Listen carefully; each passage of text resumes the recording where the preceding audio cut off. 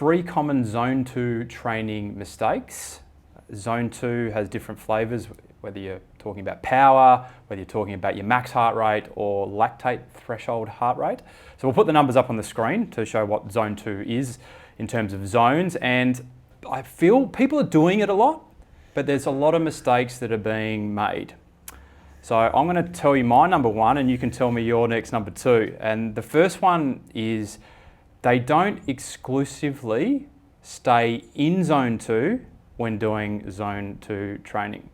Now people might say, well, what does it matter if I step out of Zone 2? I've got some footage from GCN, interview with Inigo, that I'm going to splice in here.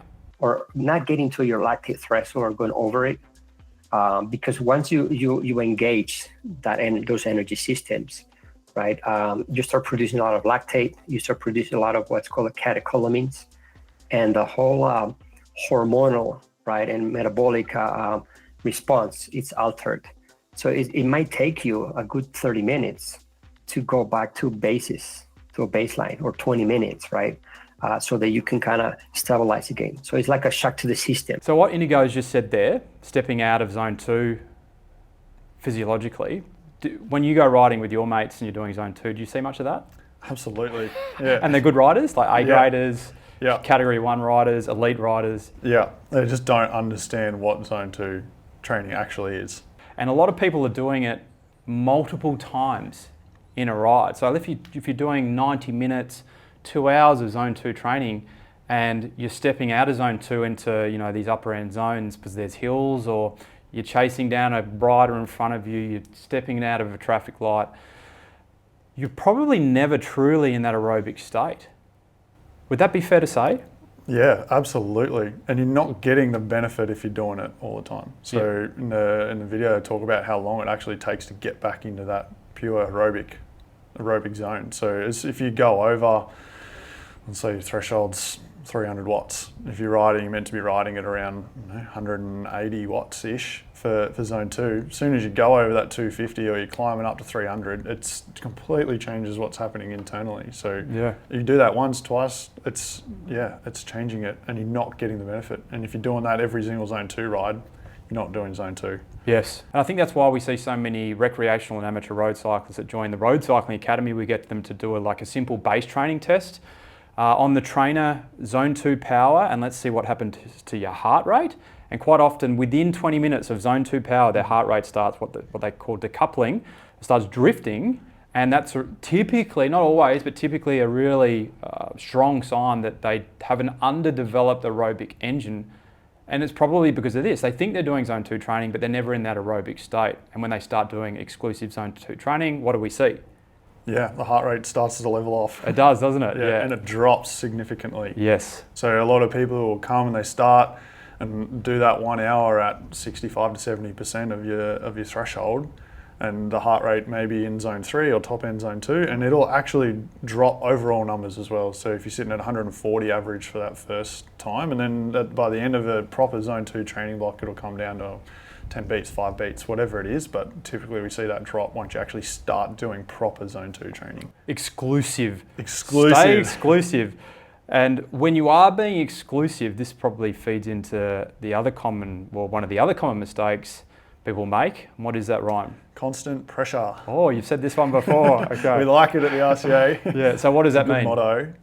Constant pressure is always trying to pedal as much as you can. So it's constant pressure in that Zone 2 zone. So constant pressure can be a variance of 30, 40 watts, whatever it is, but it's constantly riding. If you're seeing a lot of freewheeling time or a lot of time and you look at your power curve when you get home and it's like, oh, I'm freewheeling down the hills and I'm going up, and that's not constant pressure when you're seeing power like this. You want your power line to look like you're sitting on the trainer at home. So you're putting it in erg mode. Essentially on the road, you want to put it in erg mode. Yep. As a good way to describe it. We're practical. We're practical. Yeah, no traffic lights and all that kind of stuff. If you have to stop, that's fine, but that's a good point, is that constant pressure, you can stop. Don't look at your average power. So a lot of people are doing Zone 2 rides and you may have to stop at a stop sign or a traffic light. You don't need to look at your average power when you're doing a Zone 2 ride, because there's time where you're having to freewheel going down a hill or going into a corner. If you look at your Zone 2 average power, you don't need to do average power Yep. because you might be chasing 500 watts out of the light to get your average power up. So forget average power. Average power doesn't tell us much. Yes. Look at what you're actually, how much time you're spending in that zone. So Yep.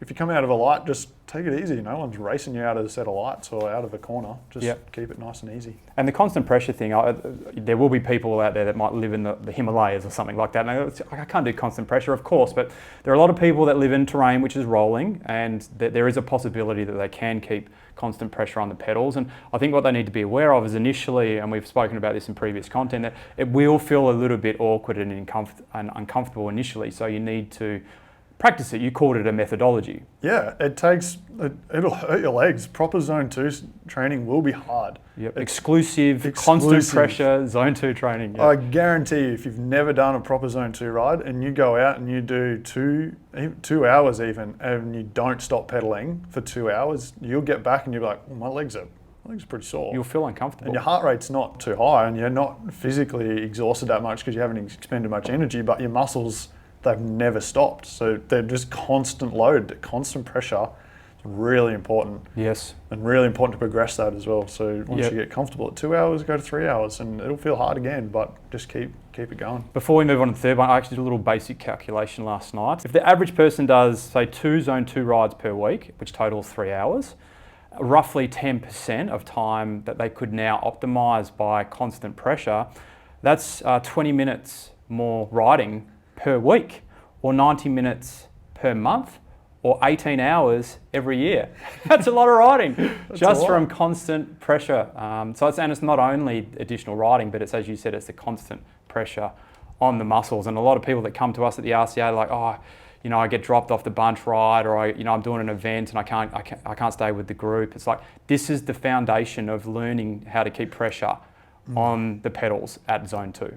And the third one is ignoring heart rate, so not taking into consideration if you've got a power meter, going all in on power and just getting the heart rate strap and throwing it away, which a lot of people do. A lot of people do. Yep. Heart rate and RPE. RPE, little side note there. RPE is rate of perceived exertion. Yes. Yep. So how hard you feel like you're going. Which score out of 10? Score out of 10. Yeah. So typically a zone 2 ride, you want to be around that 2, 3. You don't want to feel like you're going hard RPE wise, and you want to make sure you've got your zone 2 heart rate in order as well. So making sure you've done that test, a maximum effort test, to understand where that zone is, where your zone 2 heart rate is. And while you're doing zone 2 power, it's really, you've got a range of zone 2 power, right? Zone 2 power isn't 180 watts, it's 150 to 200, for example. So you can ride at 150 watts and still get the same adaptation as 180. So it's a big argument at the moment is like, well, why don't we just ride at 150 watts all the time? Like, if there's no difference to 200 watts, why do you need to ride at 200 watts? So that's the argument. You need to watch your heart rate to see what's happening in that zone. So if we do 2 to 3 hours of zone 2 training where you're riding constant pressure, you're staying exclusively in zone 2, and you're seeing that heart rate go up into zone 3 because your body's not used to it. It might be heat, it might be a lot of things coming into there, fatigue and endurance.